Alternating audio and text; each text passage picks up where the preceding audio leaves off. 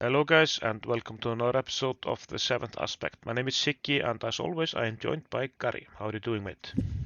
Very well. Thank you to everybody who's joining us for this episode today.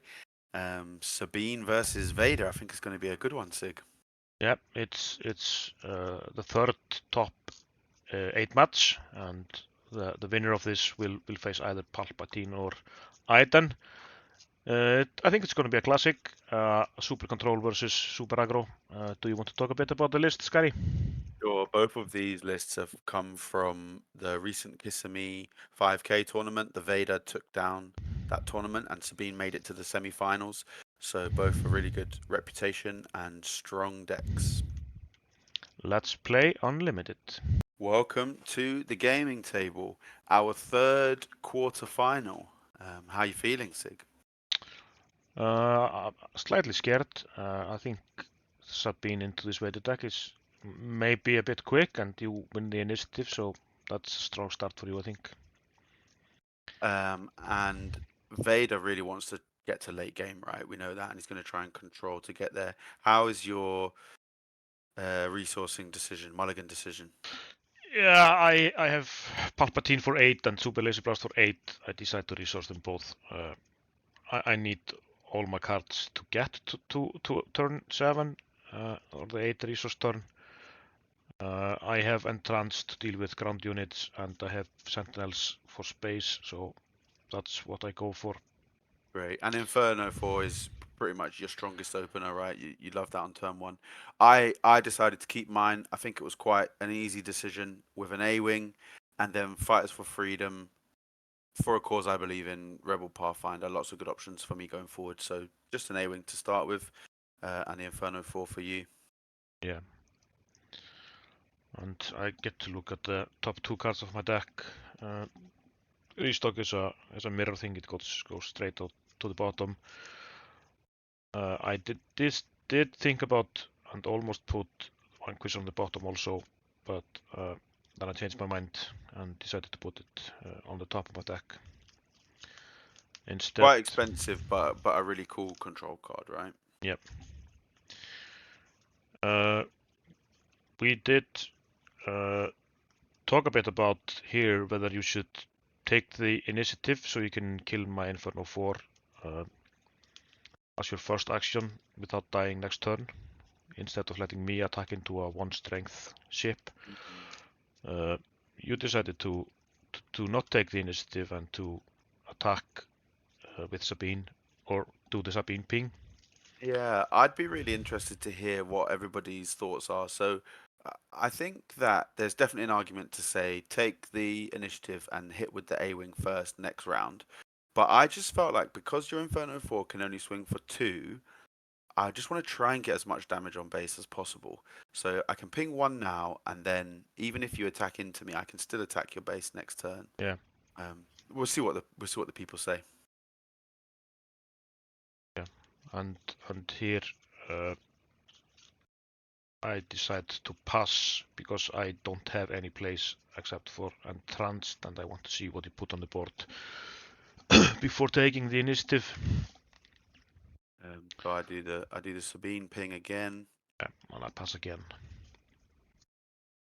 and then Outcome Fighters.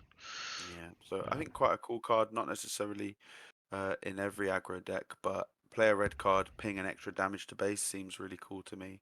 And they also have Saboteur, which is great for dealing with Sentinels and shields. Yeah.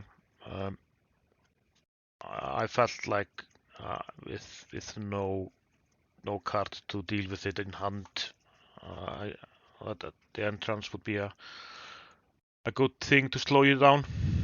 Yeah, agreed. And at the end of that turn, didn't really have many options for my next turn play. We're going to have 4 resources this turn. So I was considering maybe having to play a cause I believe in. I'd rather play units at this stage of the game.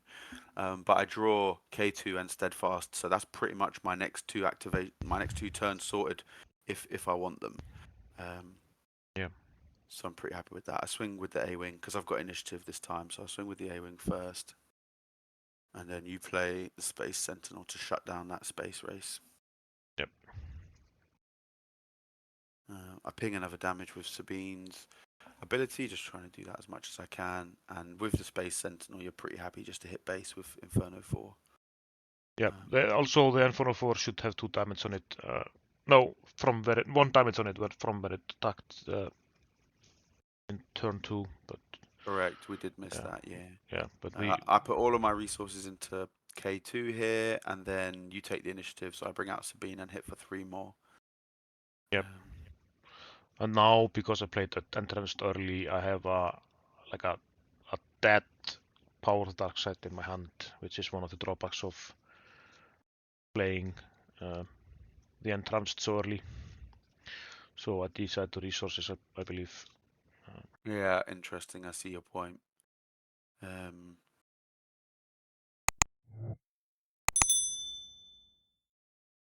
Yeah, not a lot of options in my hand. If I had takedown instead of vanquish, I could do perhaps more or 2 things now. Yeah, it's a bit odd with the numbers, and vanquish can't deal with Sabine, so I go for the force choke. Yeah, but I mean, taking Sabine out after she's only attacked once is pretty cool. So maybe it's not optimal in terms of your resources and the stuff you want to do, but I think, yeah, having her off the board is definitely the strong play there. Yeah, maybe I should have played the vanquish to fully utilize my resources and using it on K2. And there I remember to put the damage onto the Inferno 4. Well played, well remembered. And I think I'm just considering options here and the order in which I want to do things. I eventually settle on Rebel Assault. So I was considering Fleet Lieutenant because it can make K2 hit for 7. Sorry, for 6, which I think is quite strong. But I'm on 5 resources, so I'm just trying to figure out what to do, and I decide to do the Rebel Assault and have the A-Wing also take out the Sentinel, which I think was quite efficient. And my base is on 18. You have K2 in play and 2 for causes. So and I have not really anything in hand to deal with. Well, I have the vanquish on for K2, but yeah, you're still in a strong position.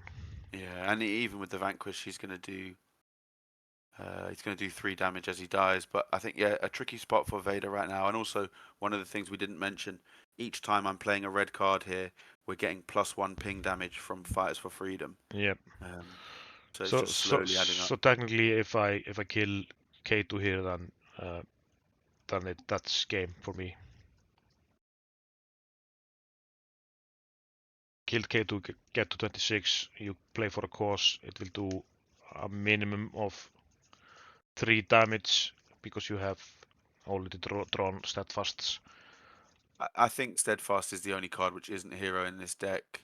But the +1 from Fighters for Freedom would bring it up to 4 if needed, but we get the 4 anyway. Yeah, and also the Sabine ping. So yeah, I think this shows the power of Sabine, and if Vader doesn't get what he needs to take care of all this damage, yeah, sure, 2 for a cause is a bit unlucky, but yeah, it is what it is, and Sabine advances into the top 8 at the cost of Vader.